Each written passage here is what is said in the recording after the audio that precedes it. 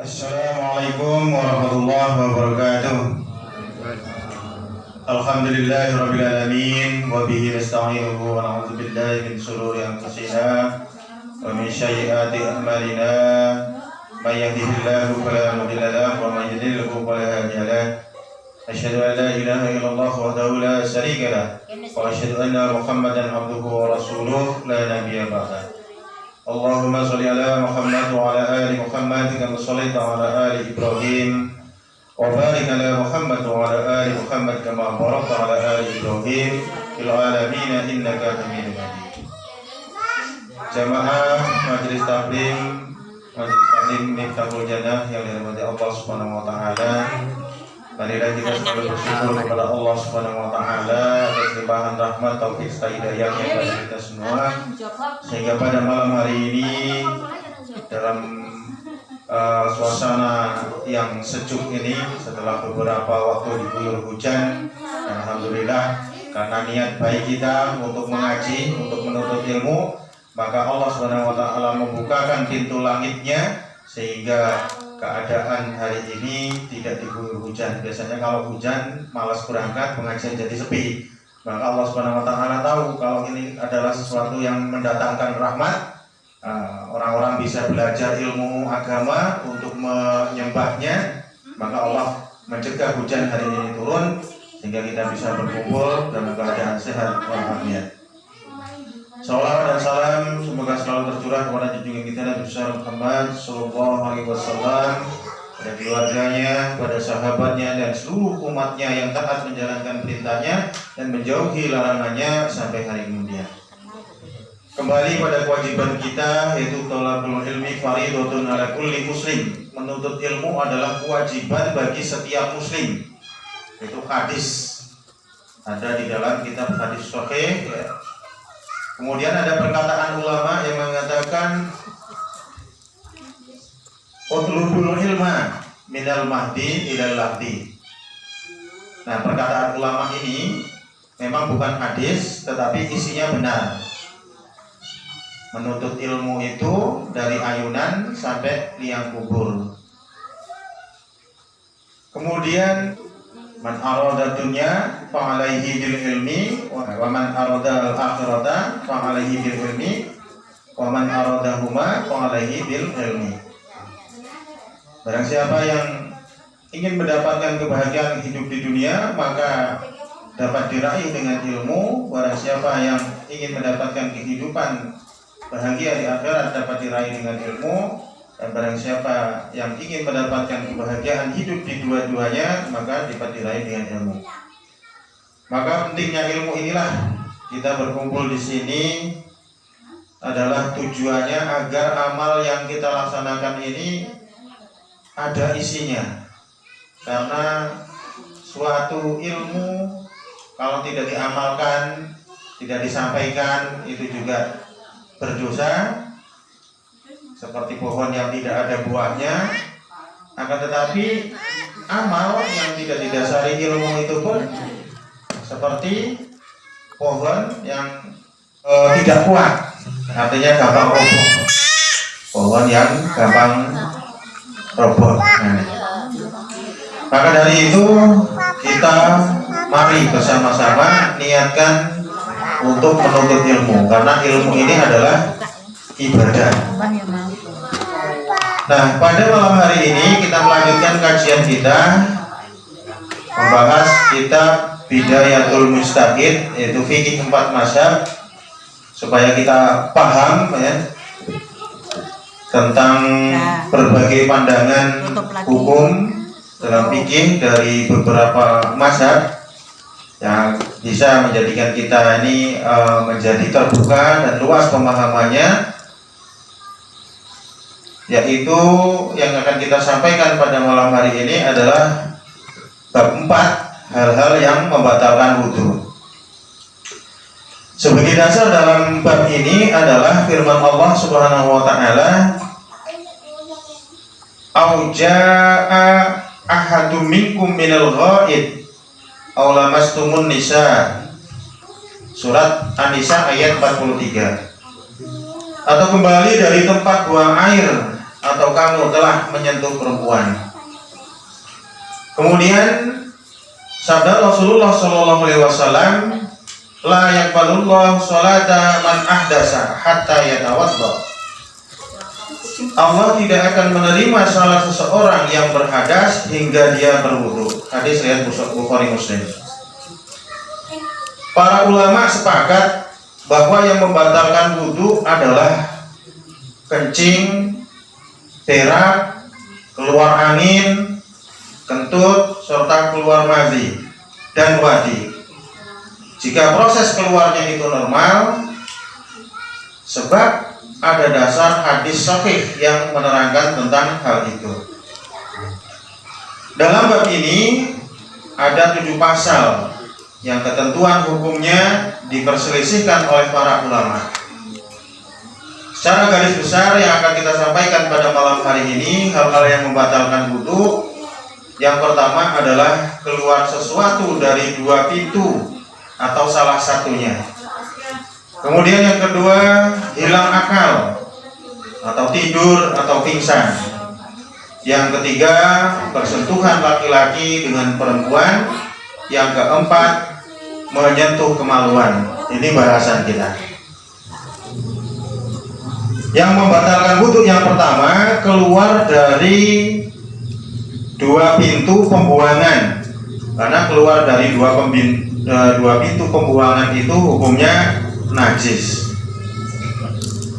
Para ulama Amsal berselisih pendapat tentang batalnya wudu yang disebabkan oleh keluarnya sesuatu dari dalam tubuh.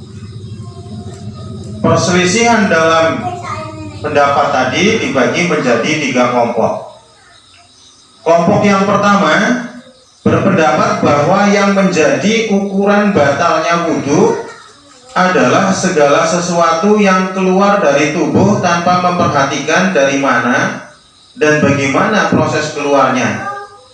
Pendapat itu diungkapkan oleh Abu Hanifah dan pengikutnya, Tsauri, Ahmad, dan sebagian para sahabat. Dasar pendapat ini adalah bahwa seluruh benda najis yang keluar dan mengalir dari dalam tubuh seperti darah, mimisen, darah canduk, muntah, dan lain-lain itu membatalkan wudu. Adapun riak tidak membatalkan wudu. Jadi kalau seseorang itu sedang tenggorokannya gerok, biasanya riak-riak, ini tidak membatalkan wudu. Tapi kalau mimisen, muntah, membatalkan wudu. Kalau yang sudah jelas kita tidak perlu bahas lagi ya, karena seperti buang air besar atau kemudian kencing, itu sudah jelas membatalkan wudu. Kemudian untuk kelompok kedua menyatakan bahwa yang menjadi ukuran adalah tempat keluarnya itu adalah kubul dan dubur. Jadi sesuatu yang keluar dari 2 jalan itu seperti darah, kerikil, kemudian lendir dan lain-lain, baik proses keluarnya itu normal atau karena penyakit itu membatalkan wudu. Di antara ulama yang mendukung pendapat ini adalah Syafi'i, pengikut-pengikutnya, dan Muhammad bin Abdul Hakam, murid Malik. Kelompok ketiga yang menyatakan bahwa yang harus diperhatikan adalah benda yang keluar, tempat dan cara atau proses keluarnya. Segala sesuatu yang biasa keluar dari kubul dan dubur seperti kencing, berak, mazi, wadi, dan angin atau kentut, jika proses keluarnya itu normal dan sehat, maka itu membatalkan wudu. Dan di antara ulama yang mendukung kelompok ketiga ini adalah Malik dan mayoritas pengikutnya. Jadi kita bisa pahami ya, yang membatalkan wudu itu ada 3 pendapat. dari kelompok Abu Hanifah tadi adalah semua yang keluar dari tubuh tanpa memperhatikan dari mana dan bagaimana proses keluarnya, baik itu keluar dari kubul maupun dubur, maupun keluar dari mulut atau hidung atau telinga. Ini pendapat Abu Hanifah. Semua yang keluar dari tubuh itu membatalkan wudu. Tetapi Abu Hanifah mengecualikan yang tidak membatalkan wudu itu riak, karena riak ini adalah salah satu hal yang tidak bisa dihindari. Adapun mimisen, kemudian muntah dan lain-lain, ini membatalkan wudu. Ini pendapat Imam Abu Hanifah. Kemudian yang kedua, ini pendapat Syafi'i. Pendapat Syafi'i dan pengikutnya, yaitu Muhammad bin Abdul Hakam, murid dari Malik. Menurut Syafi'i, yang menjadi ukuran adalah tempat keluarnya itu adalah kubul dan dubur. Jadi sesuatu yang keluar dari dua jalan itulah yang membatalkan wudu, seperti darah haid atau darah istighathah, kemudian yang berupa lendir seperti wanita yang nifas. Nah, ini menurut Syafi'i yang keluar dari dubur dan kubur. Kelompok yang kedua. Kalau Imam Abu Hanifah tadi yang keluar dari semua lubang di tubuh. Imam Syafi'i membatasi pada kubur dan dubur. Sementara kelompok yang ketiga ini adalah kelompoknya Imam Malik. Kelompoknya Imam Malik ini yaitu benda yang keluar, tempat dan cara atau proses keluarnya. Segala sesuatu yang biasa keluar dari kubur dan dubur seperti kencing, berak, mazi dan wadi serta angin atau kentut.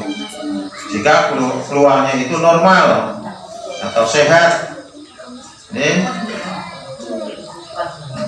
Nah, kemudian selanjutnya yang kita bahas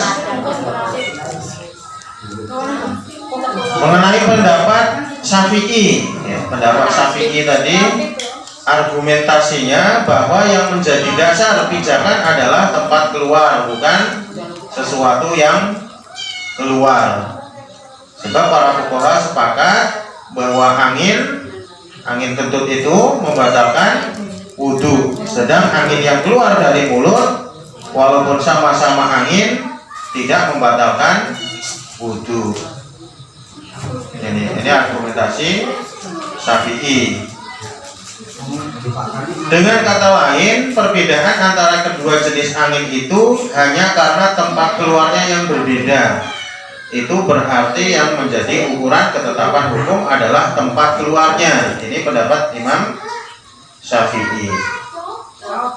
Jadi kalau seperti angop, angop atau glegekan, itu kan ke tempat keluarnya dari mulut, maka Imam Syafi'i berpendapat tidak membatalkan wudu.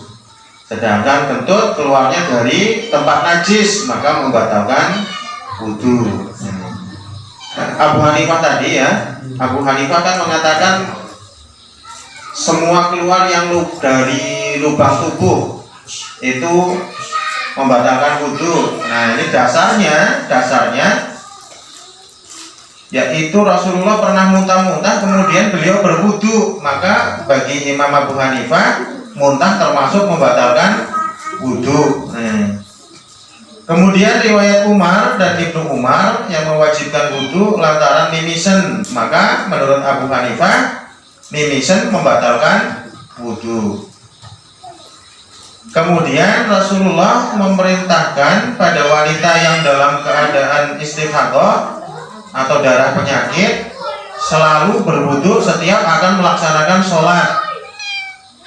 Nah, maka keluar darah istighathah membatalkan wudu. Nah, ini ibu-ibu yang perlu diketahui, ada kalanya ada orang perempuan itu haid itu kan batasnya cuma 7 hari maksimal. Kalau lebih dari 7 hari itu namanya darah istighathah, darah penyakit. Nah, mengatasinya tidak sholat. Jadi kalau ibu-ibu kok lebih dari 7 hari itu masih ada keluar darah, maka tetap wajib sholat karena itu bukan darah haid.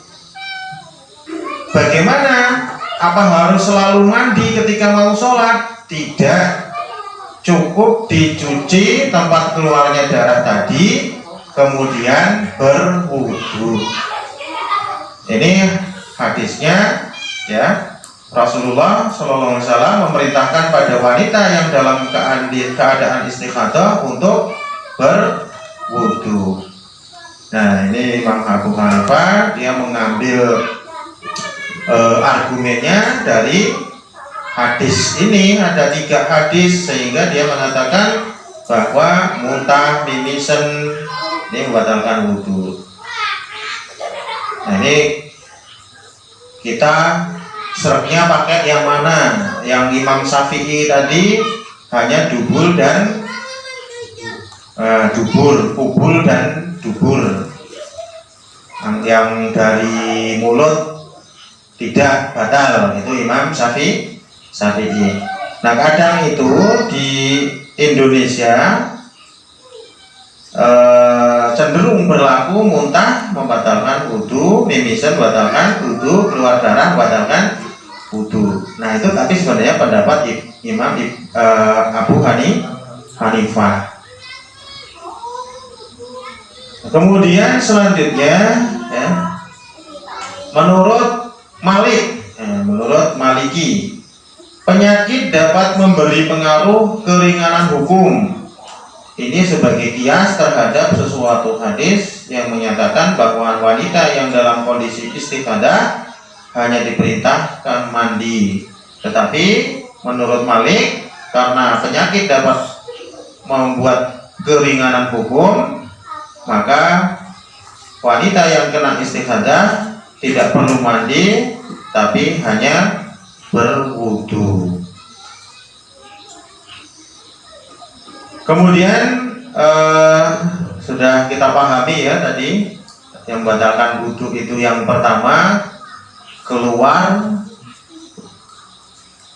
najis atau sesuatu dari dubur dan kubul, itu menurut Syafi'i. Ditambahi lagi penguatan dari Imam Abu Hanifah, yaitu muntah, mimisen, dan keluar darah penyakit bagi wanita atau istighathah. Nah, selanjutnya masalah tidur. Masalah tidur ini membatalkan wudu atau tidak. Tidur itu sama dengan orang pingsan, sama dengan orang hilang akal. Orang pingsan ya sama dengan tidur. Nah, ini hukumnya bagaimana, membatalkan wudu atau tidak? Kelompok yang pertama menyatakan bahwa tidur itu termasuk yang membatalkan wudu atau hadas. Oleh sebab itu, menurut kelompok ini, seorang yang tidur atau tertidur, baik nyenyak atau tidak, itu wajib berwudu. Ini kelompok yang pertama. Tidur membatalkan wudu baik nyenyak atau tidak. Kelompok kedua menyatakan bahwa tidur itu bukan hadas. Oleh sebab itu, menurut kelompok ini, orang yang tidur tidak wajib berwudu, kecuali yakin ketika tidur ia berhadas. Jika ia ragu terjadi hadas atau tidak, maka harus ada kepastian yang meyakinkan untuk menentukan batal atau tidaknya wudhu. Oleh sebab itu ulama salaf dari kelompok ini menugaskan orang lain untuk mengamati dirinya ketika tidur. Nah, misalkan shotib tuh di masjid ketiduran, nah, kemudian mau sholat isya. Nah, ini kalau menurut kelompok ini harus ada Pak Samsudin yang amati. Takut Pak Samsudin, aku ngetut turun. Nah, kebetulan Samsudin tidur juga. Tanya sama Pak Iri. Nah, Pak Iri tidur juga. Jadi repot yang kedua ini. Harus ada yang menjaga tidurnya ngetut apa tidak. Ini. Sebenarnya kalau kelompok ini agak mudahnya karena tidur tidak membatalkan wudhu, tapi syaratnya harus tanya dulu kepada sebelahnya. Nah, jelas kentut atau tidaknya ini. Ini yang kedua. Nah, kelompok yang ketiga ini terbagi menjadi dua sikap. Yang pertama, jika tidurnya nyenyak dan lama itu membatalkan wudhu. Jika hanya terkantuk-kantuk atau tertidur hanya sebentar, lihat gitu, nah itu tidak membatalkan wudhu. Ini kelompok yang ketiga. Kira-kira lebih enak mana deh? Yang ketiga. Nah, kalau yang pertama kan pokoknya harus wudhu, ya kan? Kalau yang kedua boleh tidak wudhu, tapi harus tanya sebelahnya kentut atau tidak. Nah, kalau yang ketiga ini, jika tidurnya nyenyak dan lama baru batal. Kalau hanya lihat, enggak, hanya lihat, nah gitu, ini enggak batal. Ini yang dipakai deh. Yang dipakai itu kelompok yang ketiga tadi oleh para jumhur ulama. Jadi kebanyakan ulama pakai kelompok yang ketiga tadi. Yang kalau tidurnya lelap, ya batal. Lama misalkan sampai pagi batal, kalau bentar ya enggak. Ini kebanyakan yang dipakai oleh jumhur ulama karena kondisi tidur itu tidak tetap dan berubah-ubah, yaitu sesuatu ketika seorang dapat tidur nyenyak tapi pada waktu lain ia hanya terkantuk-kantuk. Maka sikap para fuqaha terhadap masalah ini berbeda-beda. Bagaimana menurut Malik? Ini menurut Imam Malik, seorang yang tidur miring atau tidur gaya orang sedang sujud, baik tidur nyenyak atau tidak, itu membatalkan wudhu. Ini pendapat Imam Malik. Tidurnya miring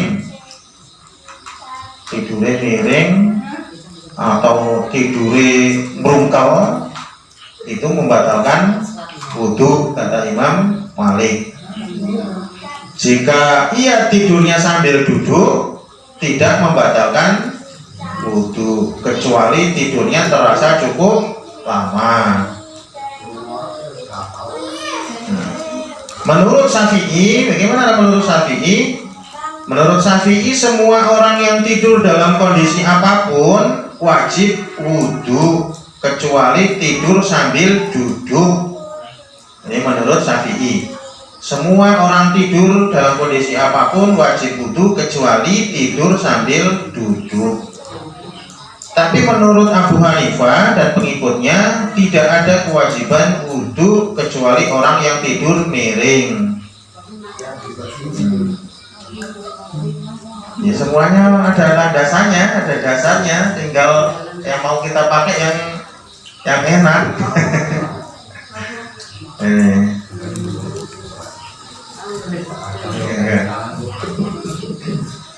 Tapi yang kebanyakan dipakai tadi, yang kawak tidur sambil duduk tidak batal, yang liap-liap. Kalau tidurnya dengkur, merungkel, batal. Ya. Perbedaan pendapat tersebut berbangkal pada perbedaan hadis dan asar yang mereka jadikan alasan. Tidur itu sama sekali tidak membatalkan wudhu, alasannya hadis ini. Anna Nabi sallallahu alaihi wasallam dakhala ila Maimunah fa nama indaha hatta sami'na Cacane geser ono.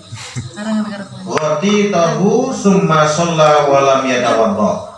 Bahwa Nabi sallallahu alaihi wasallam masuk ke rumah Maimunah lalu beliau tidur di rumah itu sehingga kami mendengar suara dengkur beliau, kemudian beliau bangun lalu salat tanpa berwudu terlebih dahulu. Hadis Bukhari Muslim. Hadisnya sahih Bukhari Muslim, yang tidur dengkur tapi nggak wudu, makanya ya kita tetap boleh pakai ini. Tapi kalau banyak air menurut saya ya wudu lah malam-malamnya ya. Kalau jarang air musim terang, kalau jarang air. Nah, kemudian hadis lagi nih, hadis Bukhari dan Abu Dawud. Idza na'isa ahadukum fi shalah falyarqud hatta yadhhab anhum nauma fa innahu la'allahu yadhhabu ayyastaghfiru rabbahu fayasubba nafsahu. Jika salah satu di antara kamu mengantuk dalam sholat, hendaklah ia tidur sehingga rasa kantuk itu hilang. Sebab bisa jadi ia hendak bermaksud mohon ampun kepada Tuhan, tetapi malah memaki dirinya sendiri. Kemudian hadis yang ketiga, anna ashaban Nabi sallallahu alaihi wasallam kanu yanamuna fil masjidi hatta takhfaqa ru'usuhum summa yusalluna wa la yatawadda'un. Bahwa para sahabat Nabi sallallahu alaihi wasallam tidur di masjid sehingga kepada mereka bergerak-gerak, kepala mereka bergerak-gerak, kemudian mereka melaksanakan sholat tanpa berwudu terlebih dahulu. Ini hadis-hadis yang menjadi hujah ataupun penguat bahwa orang tidur tidak membatalkan wudu, tapi syaratnya ya sebelum tidur sudah wudu. Kalau sebelum tidur belum wudu ya jelas harus wudu kalau bangun tidur. Ini tentunya ketika zaman Nabi itu orang ini selalu menjaga wudunya, tidak ada yang dalam keadaan berhadas. Karena zaman Nabi itu sahabat yakin kalau orang yang menjaga wudunya ini akan selalu dirahmati oleh Allah Subhanahu wa taala. Sehingga orang-orang zaman sahabat Nabi itu, zaman Nabi itu pokoknya kalau batal ya wudu. Jadi nggak pernah ada orang yang berhadas tenang-tenang. Nah, kemudian hadis-hadis di atas nyata terjadi dan diakui sahih, tetapi ada hadis lain yang lahirnya menjelaskan bahwa tidur itu membatalkan wudu. Nah, di sini dapat saya jelaskan diantaranya ini hadis-hadis yang tidur membatalkan wudu. Karena fi safari ma Nabi sallallahu alaihi wasallam fa amarna alla nanzi'a khifafana min ghaidi wa bauli wa naumi wala tanzi'uha illa min janabihi.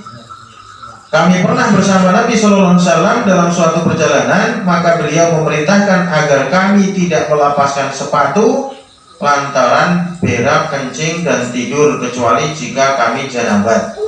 Hadis Tirmizi dan Nasa'i. Dalam hadis ini terdapat persamaan hukum antara berak, kencing dan tidur. Kemudian hadis dari Abu Hanifah, Nabi Shallallahu Alaihi Wasallam bersabda, hadis dari Abu Hurairah, Nabi Shallallahu Alaihi Wasallam bersabda, idastaiqadha ahadukum min naumihi falyaksil yadahu qabla ayyudkhilaha fi wudu'ihi. Jika salah seorang di antara kamu bangun tidur, hendaklah ia mencuci tangannya ke dalam sebelum dimasukkan ke dalam bejana air wudu.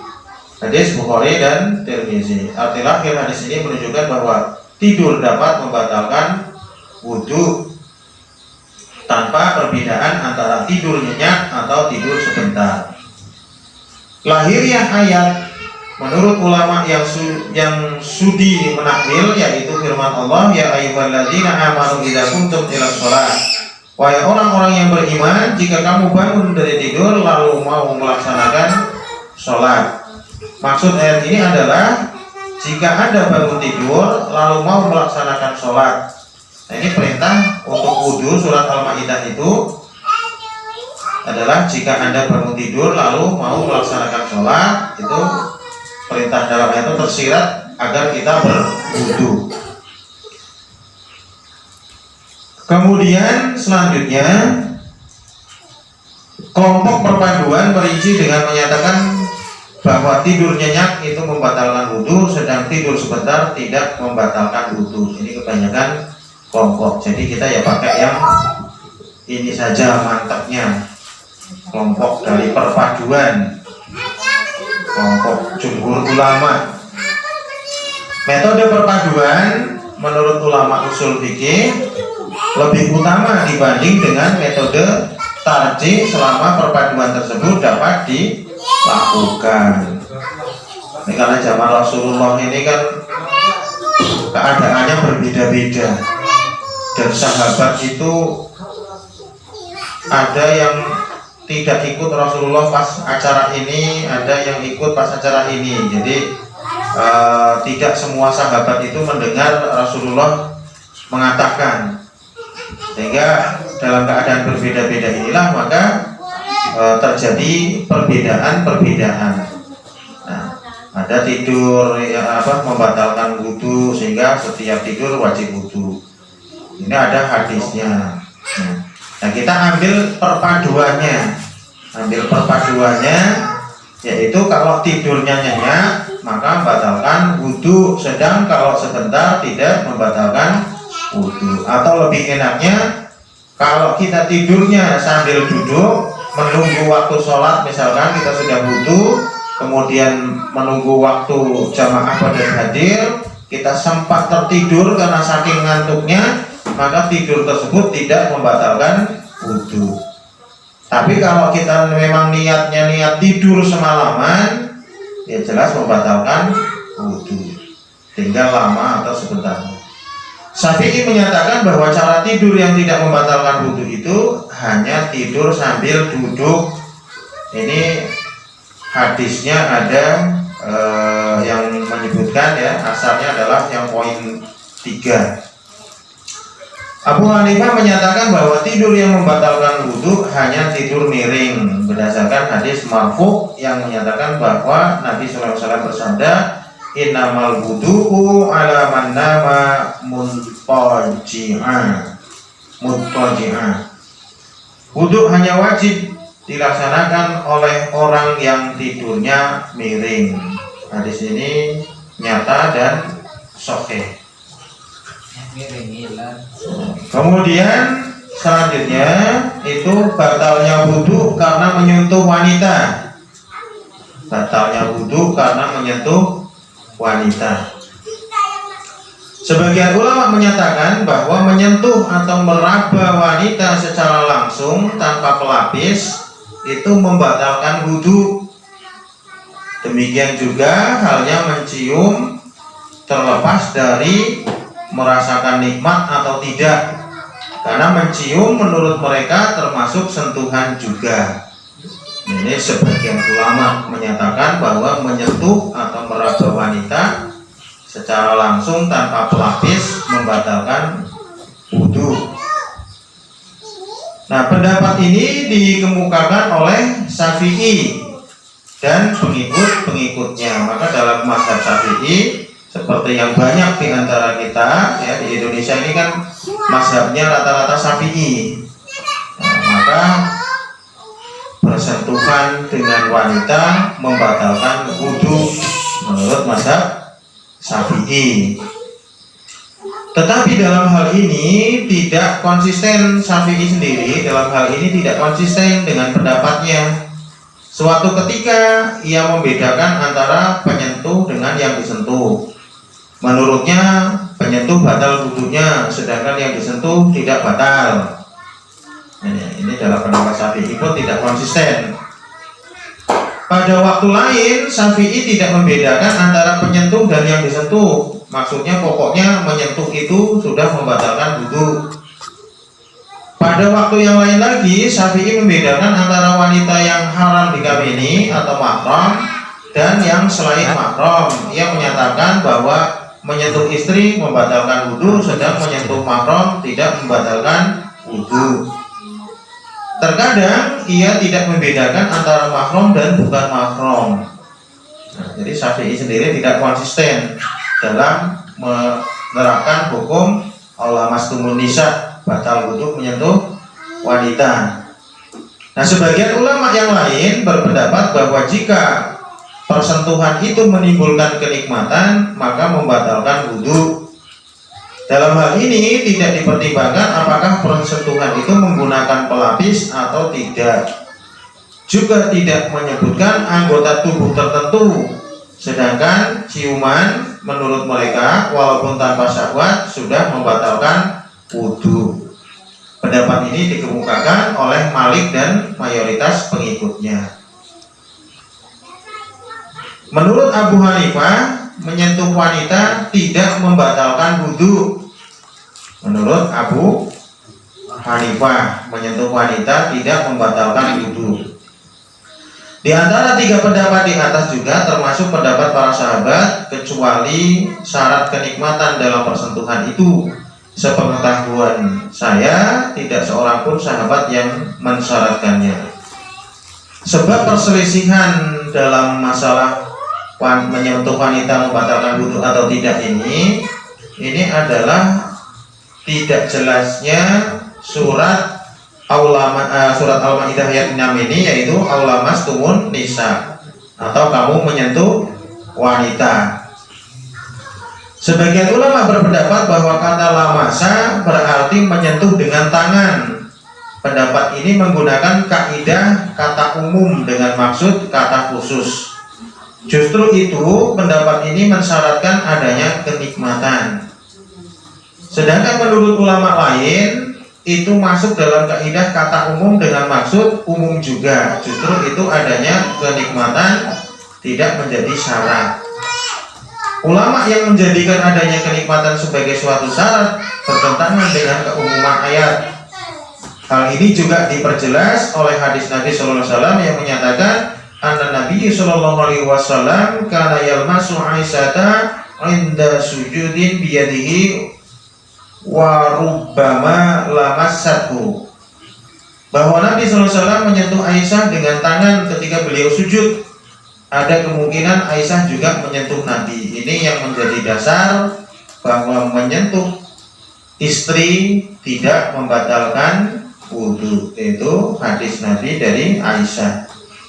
Fuqaha yang cenderung kepada hadis ini juga mengemukakan hadis lain yang diriwayatkan dari Hubayb bin Abu Sabit dari Urwah dari Aisyah dari Nabi sallallahu alaihi wasallam annahu qabbala ba'da nisa'ihi summa kharaja ila shalah wa lam yatawadda fa qultu man hiya illa anti fa dhahikat. Bahwa Nabi sallallahu alaihi wasallam mencium salah seorang istri beliau, lalu beliau keluar untuk sholat tanpa wudhu lebih dahulu. Saya, Urwah, mengatakan siapa istri Nabi itu? Jika bukan Anda maka Aisyah. Tertawa. Hadis riwayat Abu Dawud dan Tirmizi. Ini hadis, dua hadis yang menjadi dasar menyentuh istri tidak membatalkan wudhu, ya. Mencium istri tidak membatalkan wudhu. Nah, menurut Abu Amr, hadis ini dinilai dhaif oleh ulama Hijaz dan dinilai sahih oleh ulama Kufah. Terhadap penilaian sahih ini, Abu Amr bin Abdul Bar berkata bahwa hadis ini juga diriwayatkan dari sanad Ma'bad bin Nadabah.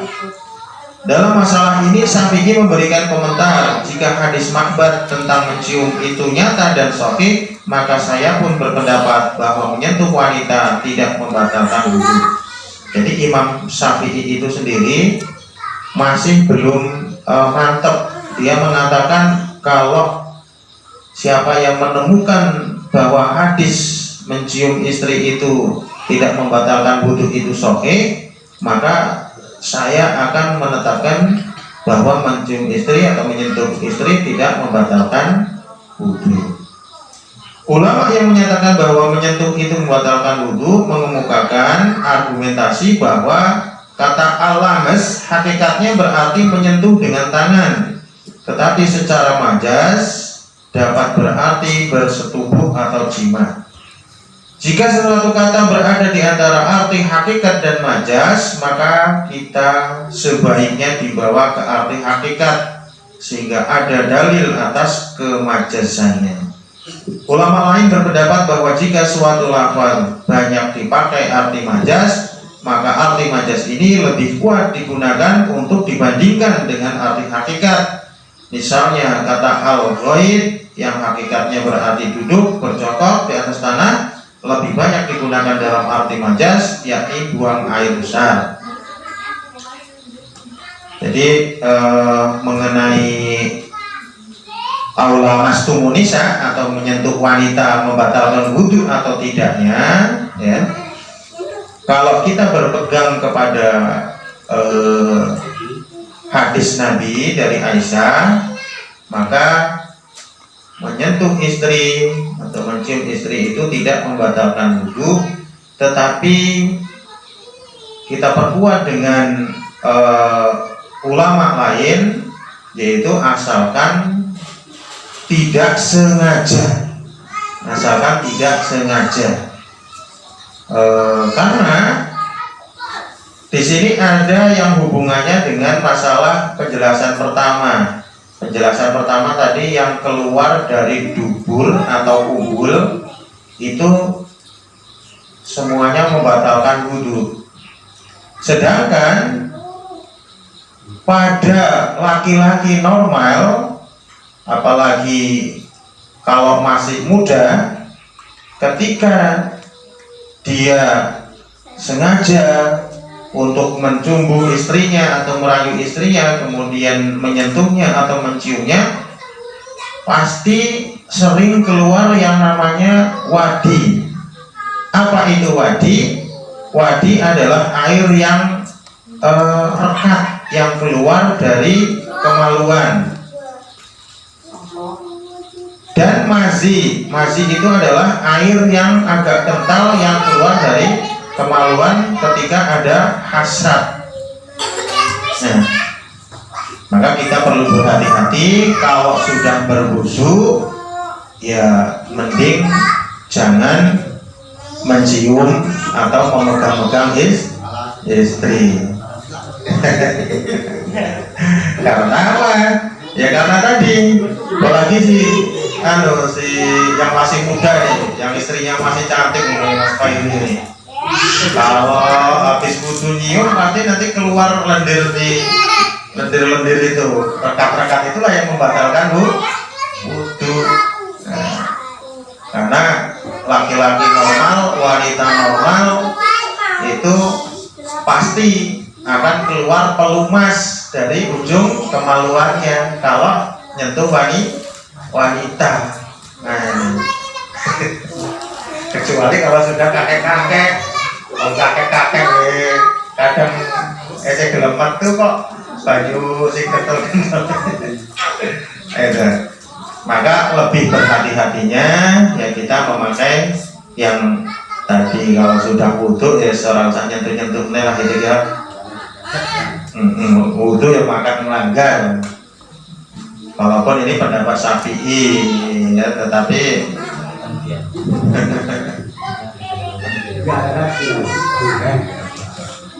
sebenarnya kalau hadis yang dua tadi ya tidak membatalkan wudu, cuman kita lebih berhati-hati. Mastumun nisa. Kemudian yang keempat yaitu menyentuh zakar. Dalam masalah ini ulama berpendapat yang dapat dibagi menjadi tiga. Kelompok pertama menyatakan bahwa menyentuh zakar dengan cara apapun itu membatalkan wudu. Pendapat ini dipegangi oleh Syafi'i dan pengikutnya. Mulane nang mazhab Syafi'i pengikutnya nek wis bar mandi wajib itu ada acara wudhu lagi. Karena biasanya kalau yang namanya mandi kan ngosoki selangkangan, ngosoki bagian sing zakar gitu ya. Nah, makanya membatalkan wudhu, mulanya bar mandi wajib esek kon wudhu meneh. Ini pendapat Syafi'i. Nah, kelompok kedua berpendapat bahwa menyentuh zakar itu sama sekali tidak membatalkan wudhu. Pendapat ini dipegangi oleh Abu Hanifah dan pengikutnya. Nah, dua kelompok itu di atas sama-sama mempunyai dalil yang kuat. Kemudian kelompok yang ketiga membedakan cara menyentuh zakar itu yang terbagi atas beberapa pendapat. Cara menyentuh zakar. Pendapat yang membedakan antara sentuhan yang terasa enak dan tidak enak. Jika sentuhannya terasa enak membatalkan wudhu, dan sebaliknya jika sentuhannya tidak enak berarti tidak membatalkan. Gimana gitu? Tadi sentuh ada membatalkan wudhu, orang.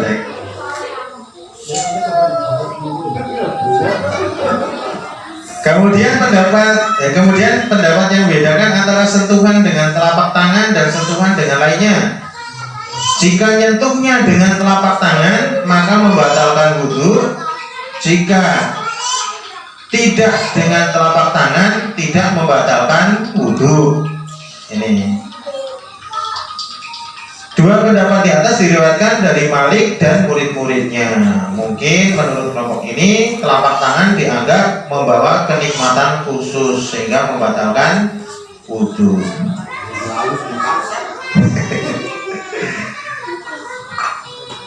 Kemudian yang ketiga, pendapat yang membedakan antara sengaja dan lupa. Jika menyentuh zakar dengan sengaja dengan telapak tangan maka membatalkan wudhu. Tetapi jika menyentuhnya karena lupa maka tidak membatalkan wudhu. Pendapat ini diriwayatkan oleh Malik yang didukung oleh Abu Dawud dan para pengikutnya.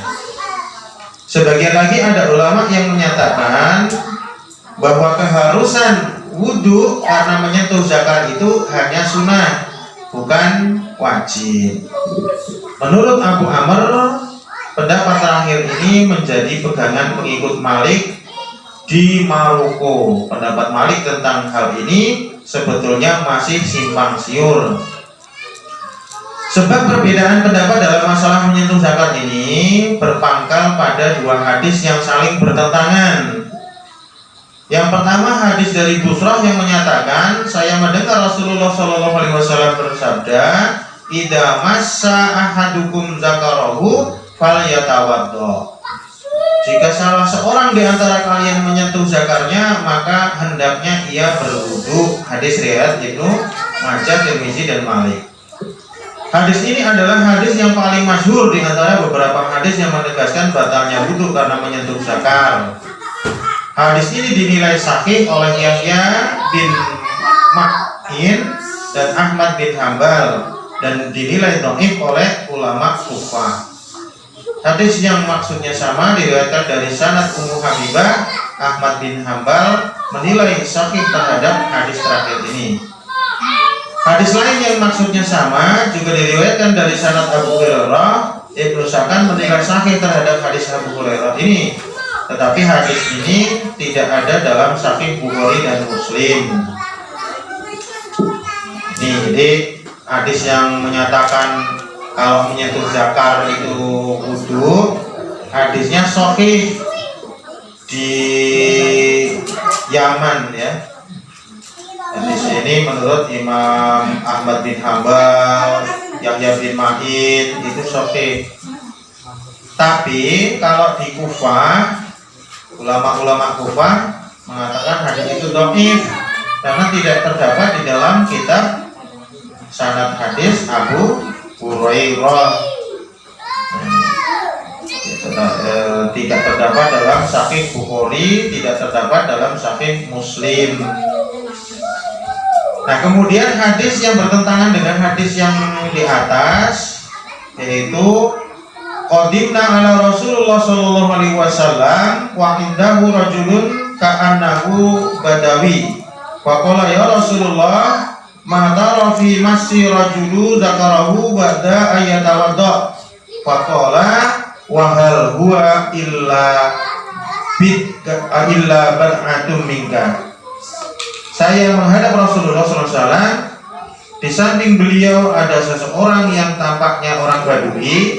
Lalu Badui itu bertanya, wahai Rasulullah, bagaimana pendapat Anda tentang seorang yang menyentuh zakarnya setelah ia berwudu? Rasulullah menjawab, itu tidak lain hanya kelebihan dagingnya, dagingnya juga. Hadis riwayat Abu Daud dan Tirmizi.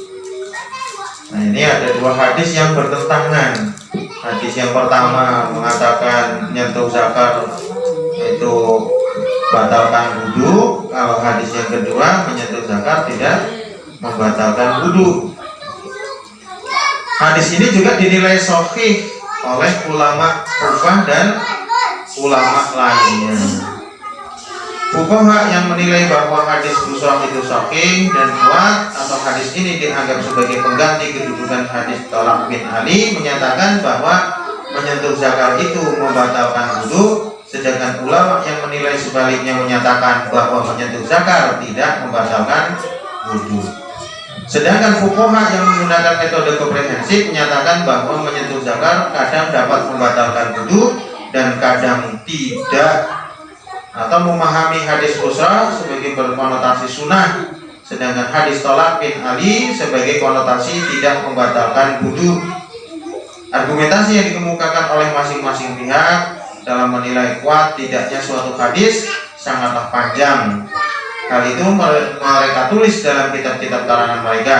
Tetapi inti dari perbedaan tersebut tidak lebih dari yang telah dikemukakan di atas. Kita tinggal milih antara dua hadis tadi, ya. Tetapi kalau Imam Syafi'i mengatakan bahwa menyentuh kemaluan itu membatalkan wudu. Ini pendapat Imam Syafi'i dan pengikutnya. Kita tinggal kembali kepada kehati-hatian. Ngopo kok dadak nyentuhi, ya kan? Yang wis wudu ngopo dadak nyentuhi itu gitu. Tapi nek misalkan ki sedang misalkan karena gatel ya iso nganggep ora membatalkan wudu, lalu pendapat sing kedua. Tapi ya diusahakan boleh nyentuh ya sarungnya tetap latih lah ya, tetap nganggo sarung. Nah, misalkan copot semut lagi sholat kok ini semut merembet, ya kan? Nyopot kebetulan dan zakar terus dipukuli, ya anggapnya orang batal daripada bulan balik wudu ya, ya. Karena dia dua hadis yang kuat juga lah, apa-apa. Nah, gitu. Tapi memang orangnya kepentingan ya ngapa ya kalau ya gitu. Ya, tentang masalah menyentuh zakar membatalkan wudu atau tidak, dua-duanya ada hadisnya, ya sama-sama kuat. Cuman kekuatan hadis yang pertama tadi yang menyentuh zakar hendaknya berwudu itu, hadis ini tidak ada di Sahih Bukhari dan Muslim. Sedangkan yang menyentuh zakar tidak membatalkan wudu ini sahih oleh ulama Kufah. Kemudian makan dan masakan membatalkan wudu. Nah, pernah kamu mendengar misalkan wis wudu ojo mangan tahu bunting. Tahu bunting kan kena api terus iso batal wudune kan. Tapi nek mangan anggur gak apa-apa kan, gak kena api. Nah, ini kita bahas sekarang. Pada era awal Islam terdapat perbedaan tentang wudhu seorang itu batal lantaran makan makanan yang masak karena api. Ini pada era awal Islam. Perbedaan itu terjadi karena banyak hadis yang membicarakan masalah ini. setelah era pertama Islam, mayoritas fuqaha Amsar sepakat bahwa tidak membatalkan wudu, sebab 4 khulafaur rasyidin menurut mereka juga berpendapat tidak membatalkan. Pendapat ini juga diperkuat oleh hadis Jabir yang menyatakan kana akhirul amrayni min Rasulillah sallallahu alaihi wasallam tarkal wudu'i mimma masatin nar. 2 perkara yang terakhir dari Rasulullah SAW adalah tidak berwudu lantaran makanan yang masak karena api. Hadis riwayat Abu Dawud. Tetapi sebagian ulama ahli hadis seperti Ahmad, Ishaq dan yang lain menyatakan bahwa yang membatalkan wudu itu hanya karena makan daging kambing berdasarkan ketetapan hadis dan hadis sahih. Jadi pada awal Islam makan makanan yang dimasak karena api membatalkan wudu. Tapi setelah perkembangan zaman ke sini, ahli fikih bersepakat bahwa makan makanan yang dimasak oleh api tidak membatalkan wudu. Hadisnya riwayat Abu Dawud. Tapi ya nek iso, nek wis wudu arep mangkat nang masjid salat ya ora usah dadak mangan dhisik. Kecuali bahan salat kepingin ngecek daripada misalkan ya arep makan melanggar, kowe nek tahu gunting nang piring misalkan. Wis wudu padahal ya kepingin daripada salat kepikiran tahu gunting ya mangan ya ora apa-apa. Tapi gak butuh meneng ora apa umur wae. Karena tidak membatalkan wudu ya, makanan yang dimasak dengan api. Umur wae lah. Daripada kau lagi sholat ngakali selilitan kan malah repot. Lagi sholat malah untuk ngakali selilitan. Kebetulan ini tahu guntingnya gawene karo kok kobisnya mlebu ngelubang.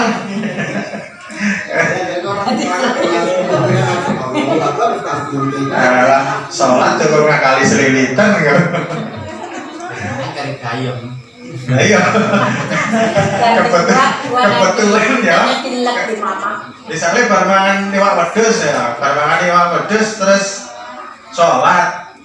Mau nih isi enek sing ngelubang. Kemudian waktu mbok sholat dicukil-cukil karo ilat kok metu. Lah kok dikunyah-kunyah tetilek.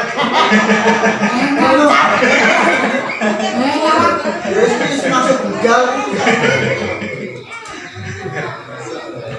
Padahal nggak boleh loh, ngelek makanan wis dadi gudal loh. Nanti sholat malah karo wangi selilit, kan repot. Nah, jadi jelas ya masalah ini. Nah ini ada tinggal dua lagi. Tertawa membatalkan wudhu atau tidak?